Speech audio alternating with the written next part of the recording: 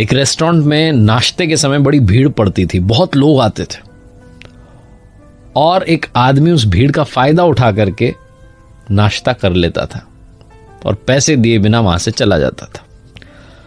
वो रेस्टोरेंट जो था बड़ा फेमस होता जा रहा था, उसका नाश्ता जो था बड़ा पॉपुलर होता जा रहा था, बहुत लोग आते थे। तो एक आदमी वहां पहुंचा, उसने देखा कि एक व्यक्ति है जो इस भीड़ का फायदा उठा करके बिना बिल चुकाए, बिना पैसे चुकाए निकल लेता है।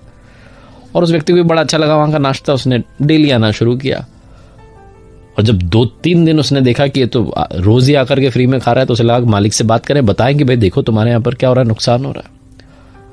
तो मालिक से मिल नहीं पाता था, इतनी भीड़ होती थी, बात ही नहीं हो पाती थी।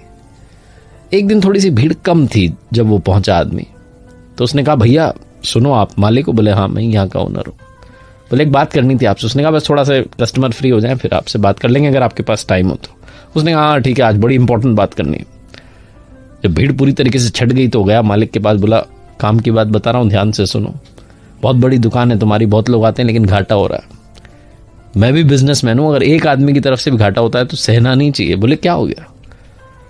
बोले मैं देख रहा हूं, पहली बात तो आपका नाश्ता बड़ा अच्छा है, मैं आना शुरू कर चुका हूं, मैं देख रहा हूं यहाँ पर 3-4 दिन से मैं देख रहा हूं कि एक आदमी है जो आता है, नाश्ता करता है, बिना पैसे दिए निकल लेता है। तो मैंने सोचा कि आपको बता दूं, आप अपने वेटर वगैरह इनको तैनात रखो और अगली बार जब वो आए तो उसे पकड़ो और पुलिस के हवाले करो, या फिर उससे पैसे लो कि इतने दिनों से फ्री में खा के जा रहा है, नुकसान तो हो ही रहा है ना। रेस्टोरेंट के मालिक ने कहा कि अरे भाई साहब आप समझोगे नहीं, मैं पूरी बात समझाता हूं। बोले जो भीड़ है ना, ये उसी की वजह से। वो सामने वाले आदमी ने कहा क्या बात कर रहे हो, उसकी वजह से भीड़ कैसे? बोले हाँ, और ये आप पहले इंसान नहीं हो जो मुझे बता रहे हो कि वो आता है फ्री में खा के जाता है। बहुत लोग आके मुझे बताते हैं कि एक आदमी आपके यहाँ पे आता है, फ्री में नाश्ता करके जाता है, पैसे नहीं देता। बोले मुझे जब ये पहली बार बात मालूम चली, मैं उसके पीछे पीछे गया, मैंने थोड़ा देखा उसको कौन है, कहां से आता है। यहीं पास वाले सिग्नल पर भीख मांगता है। ना मैंने उसको कभी अपमानित किया, ना कभी उसकी इंसल्ट की, ना कभी उससे कुछ उल्टा सीधा कहा, ना कभी उससे पैसे मांगे, ना कभी उसे भगाया। उसको आने देता हूं, वो पेट भर के खाता है, चला जाता है।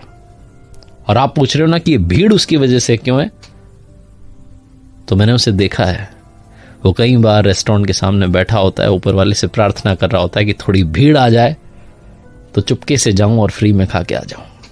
ये भीड़ भाई साहब उसी की प्रार्थना की वजह से आती है। जब उस रेस्टोरेंट के मालिक ने कहा तो वो जो बिजनेसमैन था जो नाश्ता करने आने लगा था, उसकी सोच बदल गई। उसने कहा हाँ, हमें यह भी समझना जरूरी है कि कई बार हमारी लाइफ में जो खुशियां आई होती हैं वो दूसरों की दुआओं से, दूसरों की प्रार्थनाओं से आई होती है।